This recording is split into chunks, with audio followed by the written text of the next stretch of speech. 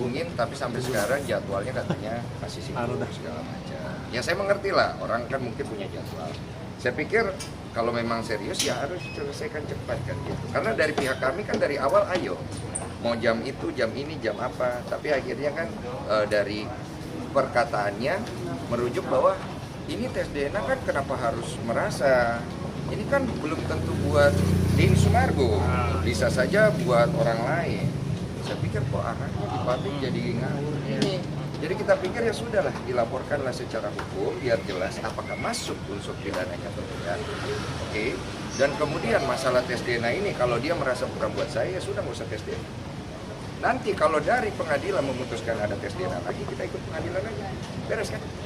Gitu. Karena kan dari gua pribadi dari awal dia meminta tes DNA secara publik untuk adu ayam lah istilahnya, adu publik gitu kan oke. Tes DNA pertama aja gue yang nyari. Ayo tes DNA segala macam untuk menyelesaikan masalah ini.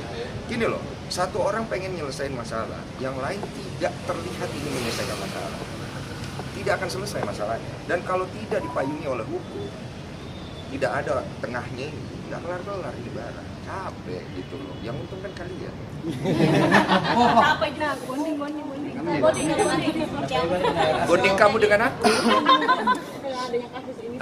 Ya bonding baik-baik saja. Istri juga terlihat sangat support banget. Cuma yang gue khawatirkan kan kita juga punya planning secara suami istri untuk kedepannya dan lain-lain yang gue usah sebut. Ya gue nggak mau terganggu aja gitu. Karena gue sebagai kepala rumah tangga punya tanggung jawab gitu. Dengan adanya masa lalu gue yang kembali di up, saya harus nunjukin sikap. Karena seorang laki-laki itu pernah bikin salah harus bisa tanggung jawab. Maupun di sini orang mungkin melihat saya, wah Mas Denny udah benar segala macam. Bukan itu fokus saya. Fokus saya adalah saya ingin orang tahu kalau saya tanggung jawab sebagai kepala rumah tangga. Jadi ya. Iya, ya udahlah, nggak usah dibahas. Nanti gini loh, gue nggak mau jual kesusahan gue. Gue tuh udah susah, udah nggak usah dijual lagi. Zaman gue difitnah, makan lu nggak usah tanya. Coba lu jadi orang difitnah, satu Indonesia itu ngelihat lu pernah ngambilin anak orang, nggak tanggung jawab, udah kayak gimana gitu. Jadi bukan itu yang mau gue jual, bukan itu yang pengen gue deliver ke orang. Nggak ada motivasinya di situ gitu. Yang gue pengen kasih ke orang, gue pernah mengalami kesalahan, gue perbaiki. Gue pernah melakukan kesalahan, gue berubah. Gue apalagi namanya, gue ingin memperbaiki semua hal yang gue lakukan supaya gue bisa jadi laki-laki sejati yang lebih baik. Jadi terlepas apapun hasil dari tes DNA kok, ya? Apakah nantinya kalau diminta untuk Tunggu, bentar. Fokus kita kepastian. Kepastian aja. Sekarang ini proses hukum, supaya ada kepastian hukum, Ya. proses bergulir dulu. Iya. Ya, supaya juga nggak dikait-kaitan dengan yang lain. Betul, Jadi kepastian kalau aja. kita bicara lebih banyak, ya dia bicara banyak, nanti lebay bilangnya kan. Nah, jadi kita nggak bicara begitu.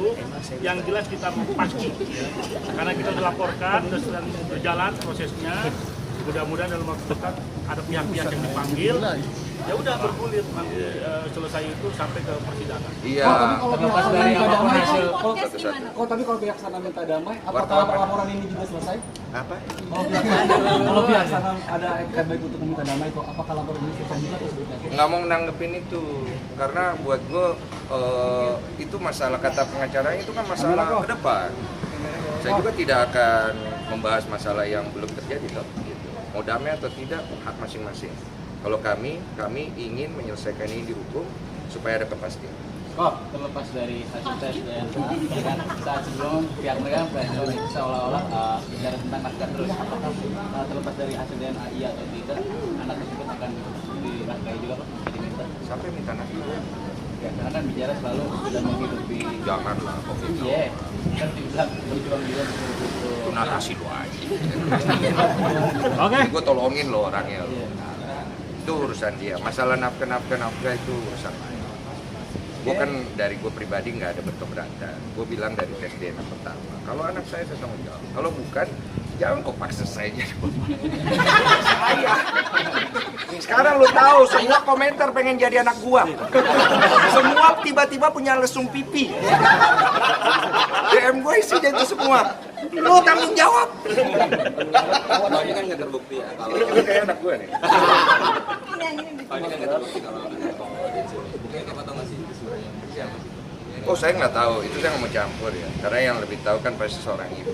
Kan banyak yang tulis komentar, wah saya yakin itu anaknya Densu karena seorang ibu tidak akan salah. Waduh. Ya tanya ibunya.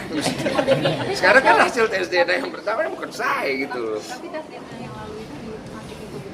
Iya, masukin hasil tes DNA. Merasa bahwa pihak KKN itu kayak kabur-kaburan masih menghubungi nggak bisa, terus dia kasih nama ayo kamu yang semua segala macam yang Kamu ngerasa gitu nggak? Aku boleh dong bertanya balik. Aku ngerasanya dia kayaknya lagi capek. Udah itu aja sih. Oh, kemarin kan habis protes dari Richard itu kan seperti dan gimana itu kalau begitu emosional gitu. Gue diteriakin wah, ketakut.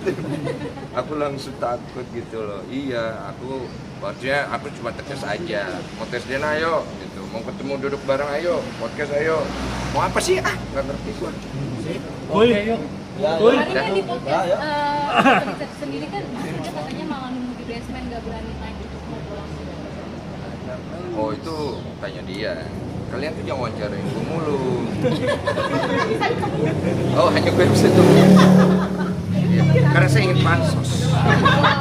Saya suka exposure ini. Menurut sahabat si Dr. Richard Lee, tes DNA itu kecil banget kesalahannya, cuma 0,01 dan kemungkinan sebenarnya tidak perlu ada tes DNA. Pada Densu perlu. Ya memang sebenarnya tidak perlu ya Pak ya ada tes DNA gitu. Karena tes DNA itu sudah valid, dia itu ada legalitasnya. Kalau ingin ada tes DNA secara hukum, itu tes DNA itu harus dibuktikan dulu dibawa ke hukum. Makanya kita bawa nih. Kemudian hakim juga akan melihat kevalidan daripada tes DNA ini, dia akan memanggil pihak-pihak yang melakukan.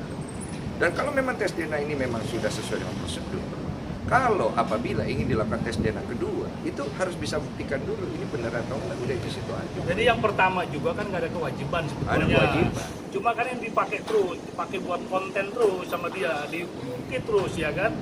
Nah kita bertanggung jawab supaya ini sama-sama lah kita tes DNA. Gini, saya tambahin. Iya kan? Yang pertama itu benar kata Pak Anwar, nggak ada kewajiban.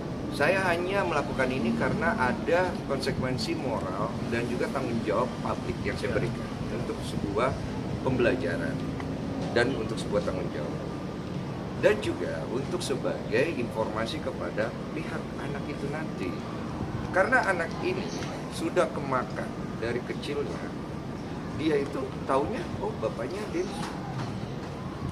Kita waktu itu tanya ke anak itu, mama saya apa menurut saya dulu tanya waktu kita mau tes DNA pertama, bapakmu siapa? Bapak saya Densu. Kata siapa? Kata mama.